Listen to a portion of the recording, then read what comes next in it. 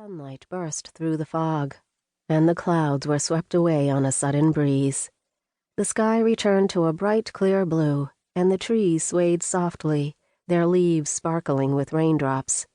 Somewhere outside, a bird began to sing, and Emma slapped powdered sugar off her hands. Done and done. "There you have it," she told the old house. "We live another day."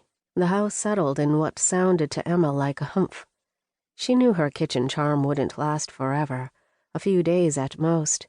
Mother Nature always had her way in the end, and it was never a good idea to use magic to mess with the weather. The next time the storm came around, it would be even worse. But she'd have to worry about that consequence later. At least now she had bought some time to figure out how to get her roof patched. Emma crossed her arms, hugging herself.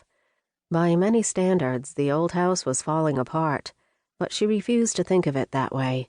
Aside from her quirky cousin, the Holloway house was the only family she had left. Somehow, someway, she was going to protect and keep it. Fairy Cakes was located near the wharf on Pine Cove Island's waterfront.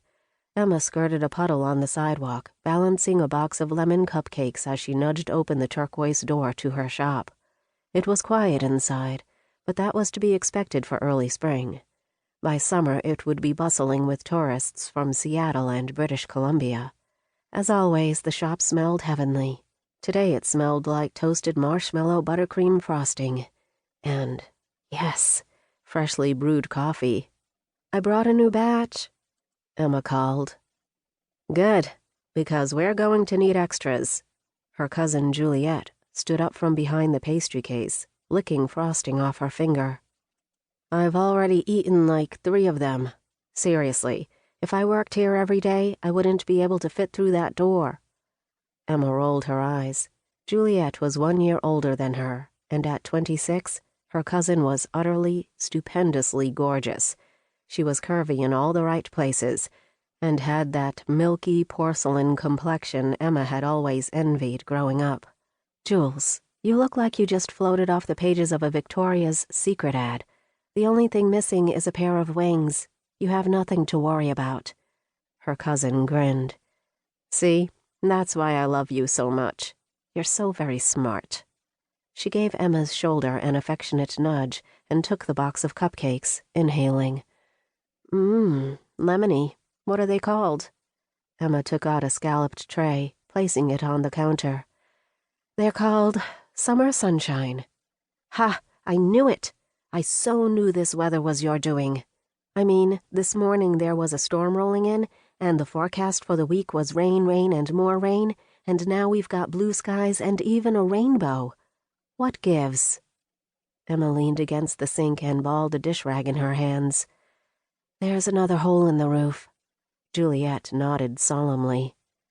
"A fine reason to do a little sweet charming, then. How's the house?" "Grumpy." Emma grabbed a flouncy black and white apron, cinching it around her waist. A gift from Juliet, the apron had rows of frothy lace and looked a bit too much like a French-maid costume for Emma's taste. But with business so slow, she didn't have to worry about appearances. The only customers coming through the door were the town regulars anyway. Everyone on Pine Cove Island knew one another. It was both a blessing and a curse. "I have to get someone to fix the roof, but I can't seem to find anyone who wants to work for Cupcakes." Juliet swung a colorful bag over her shoulder. "I work for Cupcakes." It was true. Her cousin practically did. Emma could barely afford to pay her for the few hours she took over the shop each week. Juliet was busy enough working at Romeo's florist shop and selling her handmade bath products to local vendors. She didn't really need the extra work. It made Emma all the more grateful. "Seriously, Jules, I don't know what I'd do without you." "Well, since we're the last 2 Holloways left, you'll never have to find out. You're stuck with me." She planted a kiss on Emma's cheek. "Hey, I'm going out dancing tonight with the girls from Dazzle. You should come." Emma thought of their 2 friends who worked at the local hair salon. They were always ready to paint the town red, or a glittery shade of hot pink. "No, I don't have the energy for that right now." "Come on, Em. It's